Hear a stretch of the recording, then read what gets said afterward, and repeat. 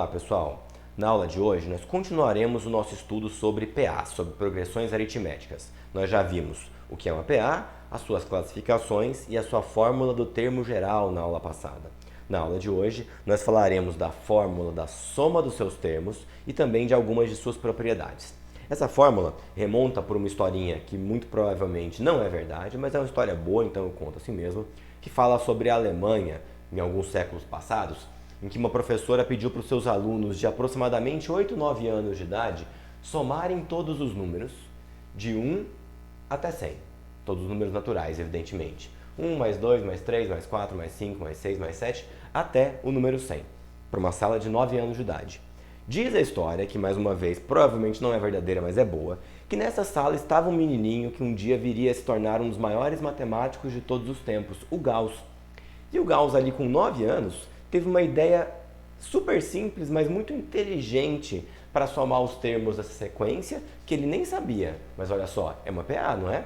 Uma PA de razão 1 e 100 termos. O que ele falou? Tá bom, já que vai ser chato somar isso aqui, deixa eu somar de algum outro jeito para ver se isso facilita um pouco a minha vida ou se fica menos oneroso o meu trabalho.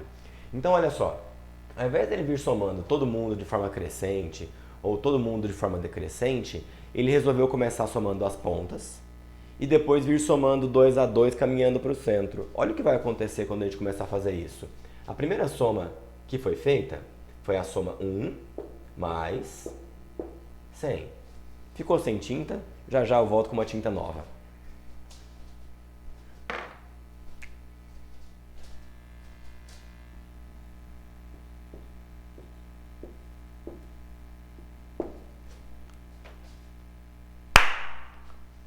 Tá ali, 1 mais 100, que dá 101. Terminada essa soma, ele já somou as duas pontas, vejam. Ele vai partir para cá agora, ó. Vamos somar 2 mais 99, que também dá 101. Coincidência.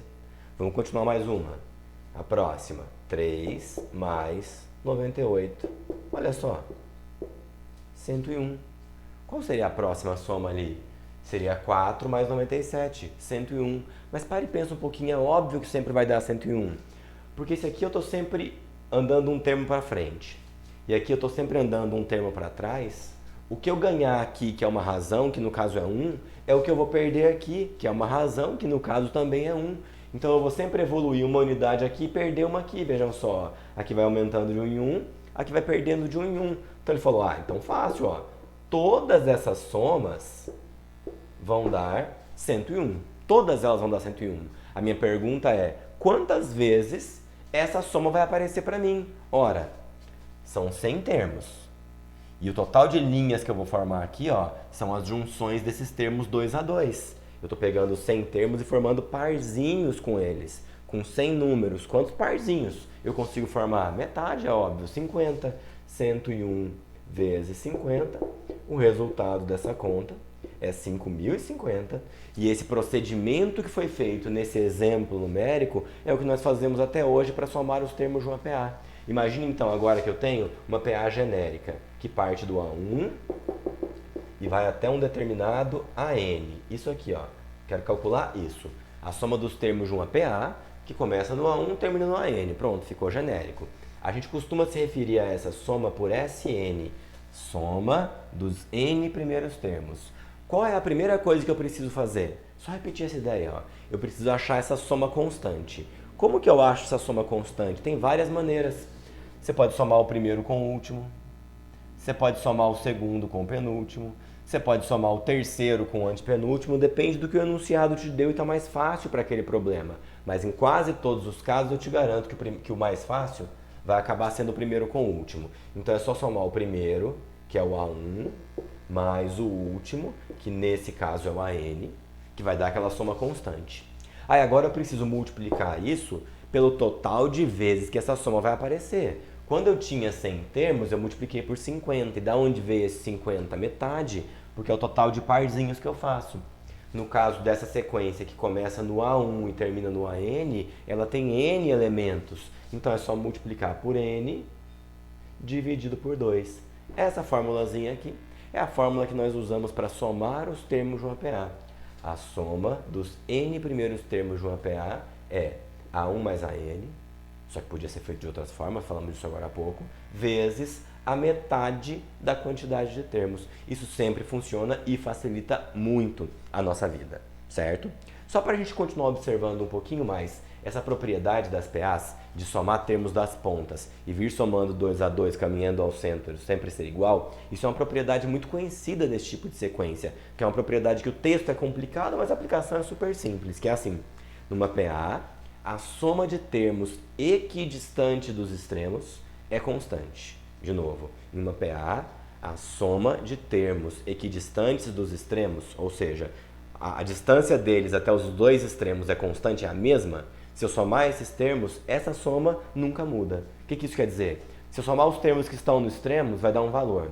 Se eu somar aqueles que estão a 1 de distância dos extremos, que são esses aqui, ó, estão a 1 de distância dos extremos, dá o mesmo valor. Os que estão a 2 de distância dos extremos, dá o mesmo valor, e assim por diante. É essa propriedade que o Gauss viu. Se a gente olhar para alguns exemplos de PAs, como essas duas que eu coloquei aqui, vamos aplicar isso mais uma vez, só para mostrar um caso particular dessa aqui, que é interessante, vocês devem estar notando já. Se eu quiser encontrar aquela soma comum para essa PA aqui, ó, o que eu teria que fazer? A soma comum seria 1 mais 15, 16.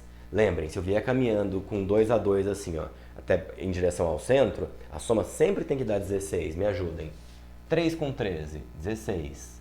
5 mais 11, 16. 7 mais 9, 16. Quem seria a soma de todos esses termos aqui? Vamos fazer bonitinho, ó. 1, 2, 3, 4, 5, 6, 7, 8. A soma dos 8 termos dessa PA é o primeiro, 1, mais o último, 15. Lembrando, podia ser o segundo com o penúltimo, o terceiro com o penúltimo, tudo vai dar 16. Vezes metade da quantidade de termos. Quantos termos são? 8. Então, ou você coloca 8 sobre 2 como está na fórmula, ou já coloca direto o 4. Me ajudem. 1 mais 15, 16. 16 vezes 4, 64. Se você tiver curiosidade de somar 1 a 1 ali, vai lá, vai dar o 64. Agora, olha o que acontece com essa aqui, quando a gente tenta fazer essa propriedade dos equidistantes dos extremos. Fica um cara sozinho no meio, olha só. Essa, 5 com 17, 22.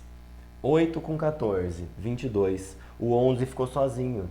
Porém, perceba que o 11 está a 2 casas de distância do começo e a 2 casas de distância do fim. Então, quando o 11 for fazer um parzinho, ele faz parzinho com ele mesmo, porque ele tem a mesma distância dos dois extremos. Vejam de novo, ó. 5 mais 17, 22. 8 mais 14, 22. Com quem que eu somo 11 para dar 22? Com o próprio 11. Ou seja, mesmo se a PA tiver uma quantidade ímpar de termos, isso sempre funciona. Porque eu faço 11 com 11, dá 22. Nem tem dois 11 aqui. Mas como no final a gente divide por 2, a gente cancela esse erro da conta. 11 mais 11, 22, divide por 2, volta a ser o 11. Então não tem problema a PA ter um número ímpar de termos. Tá claro, pessoal? Então isso aqui também funciona todas as vezes, ó. Problema nenhum. A soma dos 5 termos dessa PA seria 5 mais 17. Pessoal, eu estava gravando, minha filha apareceu correndo no quarto, coisas de pandemia, mas dá pra gente voltar ainda. Então a gente teria que fazer aquela soma constante, que pode ser 5 mais 17, 8 mais 14, 11 mais 11, tudo dá 22, vezes a quantidade de termos, que é 5, tudo isso dividido por 2. Estou ficando sem tinta aqui também, vamos terminar rapidinho. Ó. Só fazendo as contas, isso aqui vai dar 22. 22 dividido por 2 dá 11, e 11 vezes 5, 55.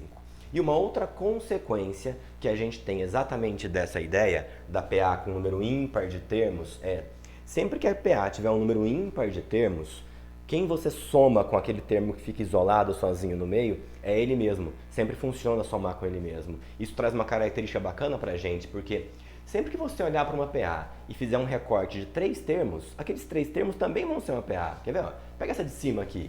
Eu posso, por exemplo, pegar um recorte que vai do 5 até o 9. Do 5 até o 9, ó, 5, 7, 9, não é uma PA? Sem dúvida nenhuma, é uma PA. Então, se eu estivesse olhando para essa PA e pensando nesse esqueminha de somar as pontas e vir caminhando 2 a 2 em relação ao centro, eu teria que somar nessa conta aqui, ó.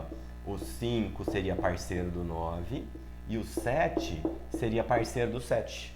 Claro ou não? Então, ó, 5 mais 9 daria 14, 7 mais 7 daria 14. Só que característica que eu consigo extrair daqui então? Se a soma do termo do meio com ele mesmo, certo? Eu vou chamar esse termo do meio de m, tá? Eu vou chamar m mais m, é m de termo do meio.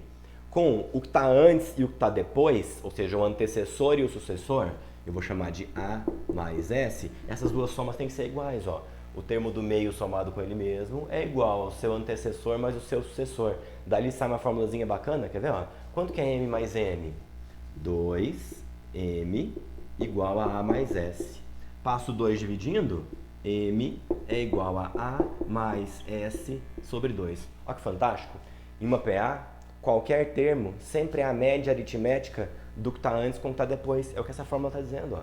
Uma PA, o termo do meio sempre é o antecessor mais o sucessor dividido por 2. Pode pegar isso em qualquer lugar. Ó. Vamos olhar para essa aqui. O 8. Faz a conta para você ver. Ó. Quem é o antecessor e o sucessor? 5 e 11. 5 mais 11, 16. Divide por 2 dá 8. Em qualquer outro lugar isso daria certo também.